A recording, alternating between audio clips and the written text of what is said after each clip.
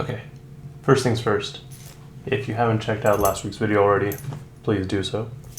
We kind of just started doing this where we wanted to do a roundup of what happened in hip-hop and just kind of announce our album announcements, album releases, stuff like that. If there's other information that you want us to touch on, please feel free to let us know in the comments below.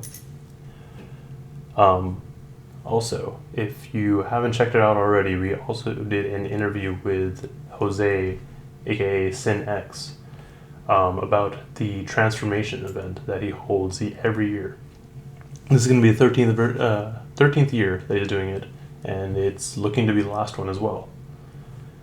So if you happen to be in the Fremont area on August 24th, around 6 p.m. to 10 p.m., feel free to stop by. It's Bronco Bailey's Fremont.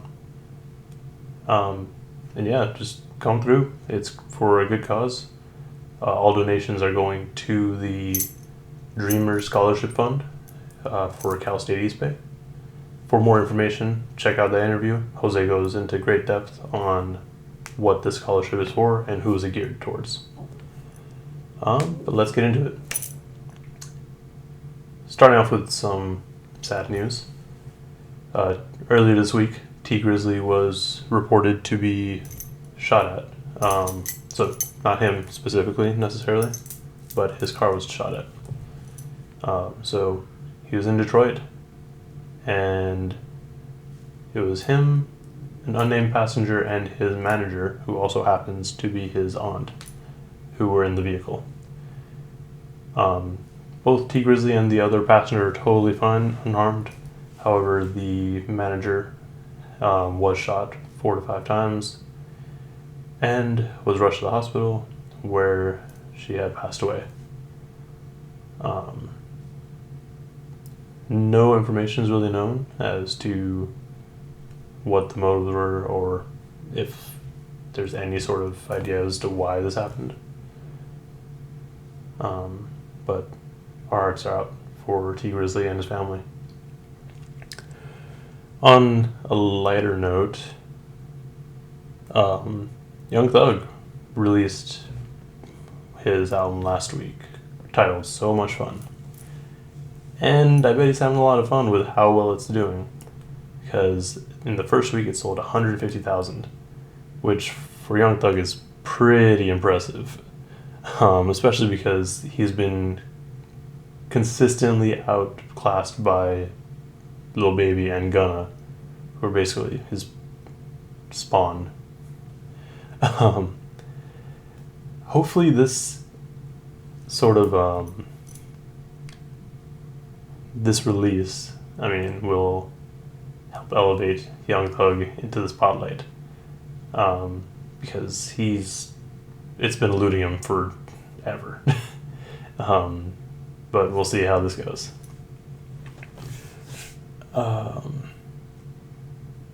Next up, we're going to go into something a bit odd.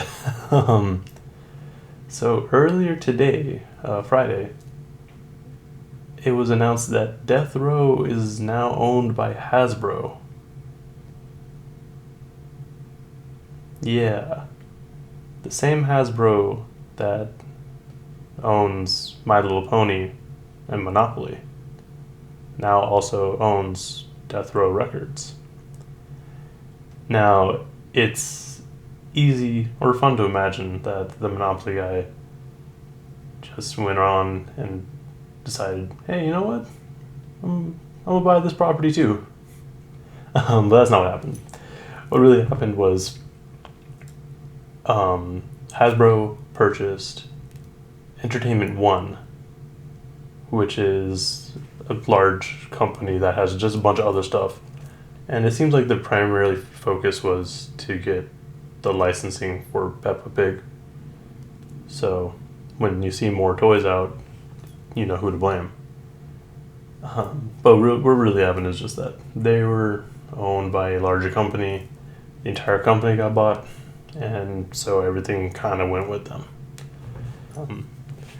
Alright, now we're coming up on some album now we're coming up on some album announcements. First up is JPEG Mafia. So on Sunday, he posted up a video on YouTube titled Kenny Beats is Disappointed. So if you've been following Peggy at all on social media, he's been teasing this album and saying that everyone's going to be extremely disappointed. It's going to be awful. So much so that even Kenny Beats started to believe it. So he was dreading the day that Peggy was like, oh, listen to my album. It's pretty cool though, because you kind of get some insight into JPEG Mafia's process, because on this project he produced everything. He also revealed that he recorded 93 songs. Obviously we're not going to get 93 songs, but it'd be cool to at least hear most of them. I don't want to spoil the video for y'all who want to watch it, but it's definitely worth a watch if you're at all interested in JPEG Mafia. Also, another album announcement, or show announcement. The Vince Staples Show. So he posted a teaser earlier in the week, I think Monday, and then the actual first episode aired on Thursday. And if you've been following him on Twitter at all, you kind of know that he's been teasing his next album, and it was going to be titled The Vince Staples Show. So when the video got posted, and it was just basically a music video for his new song, So What, you shouldn't have been too surprised. However, the video is really cool, and it also came with a lyric video, which was really well done as well. But what we're looking concerned about, or just wondering, is if he's going to be releasing these videos episodically, like every week, and then like once he does his whole album, here's the album, or is he just going to do it a couple weeks and then be like, here's the album? I mean, we'll find out in the coming weeks, I guess, but it's definitely something to be excited for as well. All right. So now we'll get into album releases. The first two that we're going to talk about caught us completely off guard. Surprise drops. The whole thing. So first, we got Little Brother with May the Lord Watch.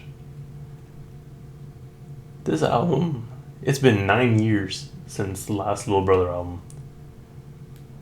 And then they just drop it on us like it's nothing. They're like, on Monday morning, like, hey, you know, you want another Little Brother album? Here you go. It comes out at midnight. No one's surprised, honestly, though, because they got back together for a few festivals. It was expected. The other one that caught us by surprise, though, was Missy Elliott with her Iconology. This was announced Thursday afternoon, and then it dropped a few hours later. This is her first album in 14 years. Sorry. It's technically an EP, or I want to say it's an EP. It's semantics, whatever. But she also released a video for Throw It Back, which is ridiculously good. But, you know, it's Missy Elliott. You know what to expect. Now let's get into releases that we were aware were coming.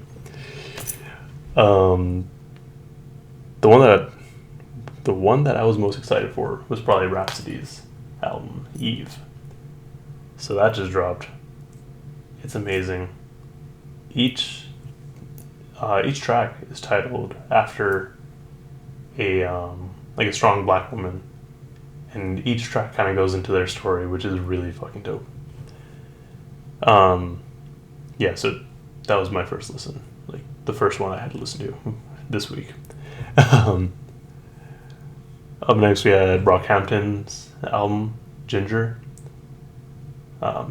So far, a bit of a change, or kind of a mix between Saturation and some new stuff. Still worth a listen, though, especially for Brockhampton fans. Up next we have St. John with Ghetto Lenny's Love Song. I haven't gotten a chance to listen to that yet, but you know. And then we also have Jeezy with his last album, maybe? It's entirely up to him if he wants to retire or not. But it is titled The Legend of the Snowman. Next, we also have Obi Trice, who dropped The Fifth. And Trey the Truth, that dropped Exhale. I was going to make a joke about water, but I don't think Trey the Truth would appreciate that. We also got an album from Jadena, 85 to Africa, Power's Pleasant, Life is Beautiful, Ulysses' album, Every Egg I Cracked Today Was Double Yolked. We also have an album from G Perico, titled 10/8. And then we also have an album from Vic Mensa's band, 93 Punks, titled 93 Punks. Well, that about wraps up Bar for Bar Weekly. It wasn't a super busy week in terms of news, so we did what we could. But let us know down below what you want to see from us in the future. We're still kind of working this out, so all sorts of feedback helps out. Also, don't forget to like and subscribe if this is what you want to see. Bye!